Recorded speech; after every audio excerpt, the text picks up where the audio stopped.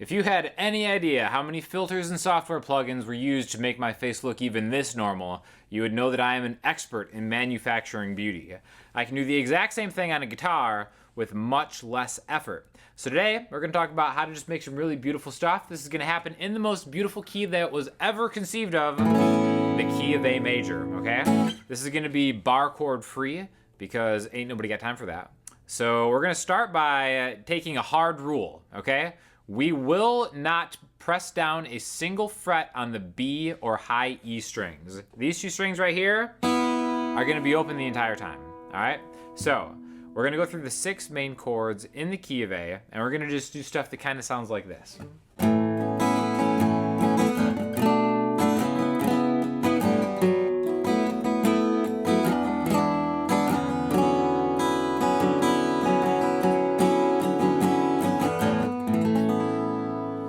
Again, we can start kind of moving these chords all over the place, but really it's the 6 main chords. They're super easy. Like I said, don't have to bar anything. And just kind of like the thing to remember is just keep that B and E string open. We're going to talk more about why it sounds beautiful after we go through the chords. All right? So key of A. First thing we can do is A major. Now, the nice thing about doing it right here is we kind of get that bar chord shape without actually making it a bar chord, okay? So our A is your pointer finger on the 5th fret of the low E string. Rocking out the Taylor 614 today. If anybody's interested, I will link you in the description. But yeah, so there's our root note A. Now your ring finger and your pinky are 7, A, and D, and your middle finger is 6 on the G string. But then, get it open with a B and an E, okay? So, regular A major bar chord. Sounds like that. That's not beautiful. That's kind of neutral at best. This is regular Sean Daniel face. This is a little bit of face tune. We're just really adding a B, but it makes all the difference. Okay? So a B on top of an A major chord, you can see that as an add 9 chord. Okay? Again, it doesn't really matter what you call it. We're just really taking chords you probably already know and then adding these open strings on top of it to give a little extra flavor. Okay, so major 9 chords, add 9 chords, I think are really pretty. And they work great to kind of glue together the rest of the chords in this key. All right, so again, if you follow like my videos or check out my Patreon, you'll know that the 2 and the 3 chord in any key are minor chords, so we can use the same position for B minor and then C sharp minor. A, B, C sharp, 1, 2, 3 in the A major scale. A major, B minor, C sharp minor. So again, what I'm doing is my middle finger's grabbing the root note, B, on the low E string, skipping the A string, then grabbing the 7th fret on the D and G string. Alright, and then moving that 2 frets higher. So right there, even just the first 3 chords of the key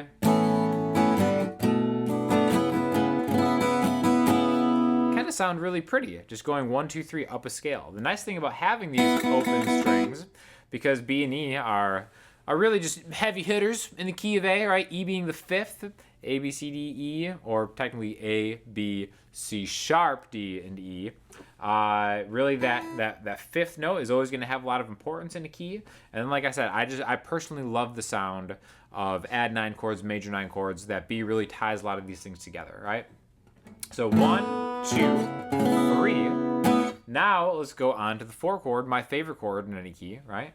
So we're gonna play like this. How good does that sound? Oh, the 4 chord. So this is gonna be a D major 7, kind of, right? Because we've got the D, it's major 3rd, and it's major 7. So you can keep a closed voicing, 5, A, 4, D, 6, G. That's pretty much a D major 7, right? A lot of different voicings you can use for D major 7, right? But again, when you have that B and that open E on top of it, you get a really, really interesting, cool sound.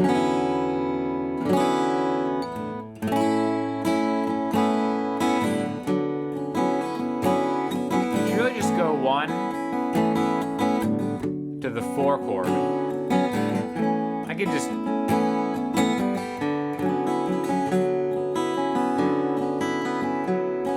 Especially when you kind of pick out the notes on top, like what I'm doing is... See, I'm kind of like using my pick to kind of get those top 2 strings, which again, those are really kind of some of the easiest notes to pick, even if you're not super precise with your picking, because you just pick up on the bottom string. That's kind of the easiest one to get, right? So to try to...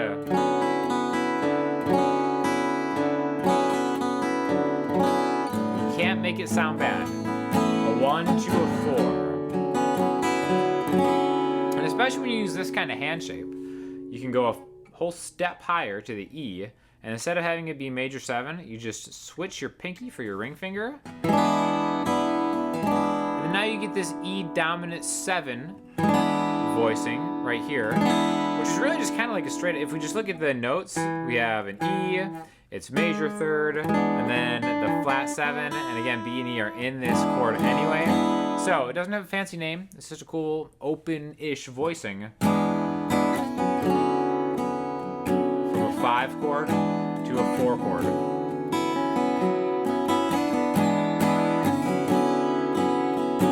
So again, to recap, we have the 1 chord, the 2 chord, the 3 chord, the 4, 5, 6 chord. Okay, so 6 chord, 9th fret, ring finger on the A string. This is an F sharp, right? F sharp minor would be the 6th note in the key of A, which becomes a minor chord, right? So we're gonna grab the root note. It's minor 3rd, which is 7 on the D string, and your pinky, the 9th fret on the G string, to get the minor 7 vibe, and then, like I said, just keep it open. So now you have all the 6 main chords, but in ways that I think are really a lot easier to move around, that really just sound beautiful. All right, so 1, 2, 3, 4, 5, 6. 1, 2, 3, 6, 5, 4. Okay, and that's something that I love to do in my own playing, is descending through a key or a chord scale, which is what this is. It's just a scale, right? A, B, C sharp, D, E, F sharp. You can grab that G sharp and maybe make something else if you want to go above and beyond. But those are just the main notes in the A major scale. All of those become chords to make a chord scale, okay? So like I said, one thing that I like to do is I like to descend a lot. Always descending. If you know one thing about old Sean, it's a constant state of descending that I live my life in. And I also like to avoid the 1 chord. So I think when you don't resolve home on the 1 chord on an A, I think it really kind of adds to like a little bit of, you know, what I think of when I think of beautiful sounding music. There's not like a finite resolution where, you know, if you just kind of, maybe let's do that descending thing, right? There's the 6 to the 5 chord to the 4 chord. And then you end on A major and it's like, that's it? It's like the worst happy ending ever, right? It's so bland. If anything, end on a major 7. At least do me that solid. I think a lot of what makes something beautiful is a little bit of mystery, right? And when you remove the 1 chord from your progressions, I feel like you kind of add a little bit of, I guess I don't even know the right word. Maybe mystery is the right word. There's just a little bit of instability maybe that I think kind of elicits more of an emotion that I personally connect with a little better. So maybe that's just something that you might want to try, is just playing around with the other chords in the key and not ever hitting that 1 chord, which is why I think it's really cool to add that open B and E string to the key of A chords, because neither of those notes are an A. Like, yeah, they all happen to be in the key of A. Basically, you know, a lot of the open strings are, but having the 9 B, or the 2, however you kind of like count it out, and the 5 really gives you the essence of the key of A, but you can really play around with it in a cool way. So now let's just play some chords in the same key, but we're never actually gonna go to home where that root note is the A chord, all right? Maybe we'll start out just 2 to 3.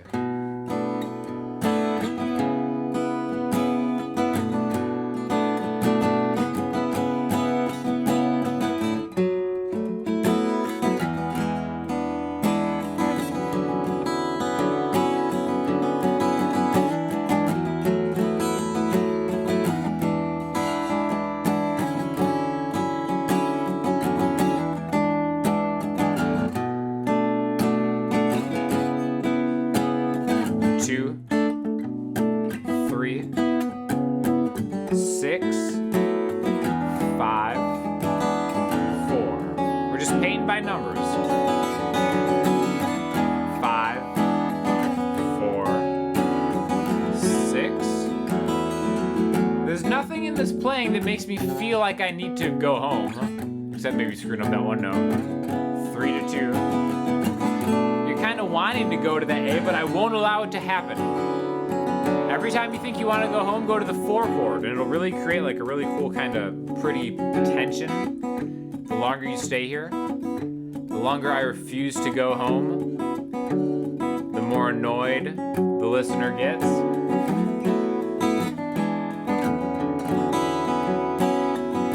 And then the way to really make it go home, go back to that 4 chord, make it minor.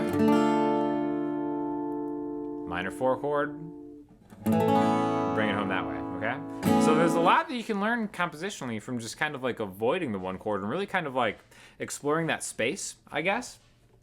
Because that's how I really learned what chord progressions that I kind of just vibe with a little bit more. And I think once you kind of venture away from the 1 chord and start using different things as far as like knowing what open strings might kind of like have a certain type of sound, I think it just gets really kind of fun to, like I said, just explore different chord voicings, right? So avoid the 1 chord, but again, always give them that payoff. And then, you know, the only thing better than a 5 to a 1 is a 4 minor 4 to 1. Okay? So again, just some real tips. Like I said, it doesn't have to be difficult. I don't really think any of these chord voicings go above and beyond beginner intermediate shapes as far as like stretching your hands and kind of getting into it.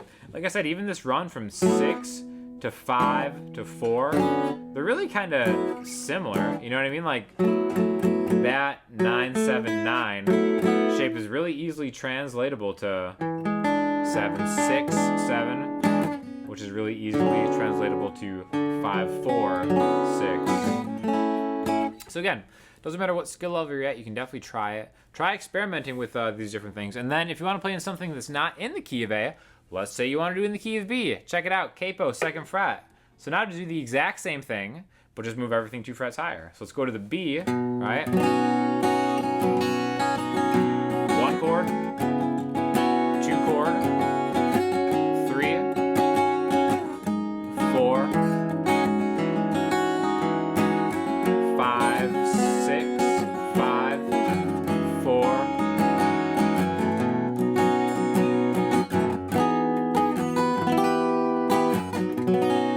Okay, so not difficult at all, right? You can just use a capo to do different keys. You can down tune, do a lot of different things.